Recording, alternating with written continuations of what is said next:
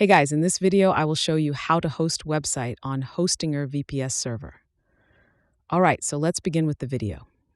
First things first, we need to head over to the Hostinger website. Open your preferred web browser and type in hostinger.com.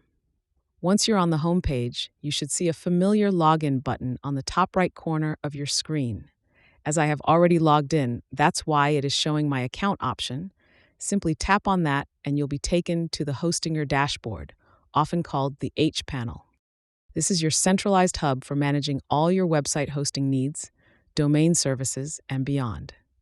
From here, look for the VPS option on your dashboard. It will likely be prominently displayed because it's one of the primary services they offer. Clicking on VPS will guide you to where you can manage virtual private server configurations.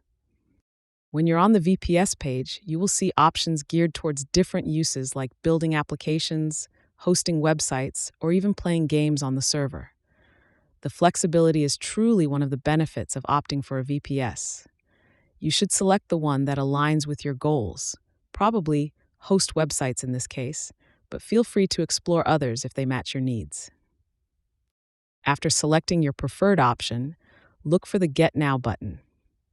Clicking it starts the process of configuring your VPS.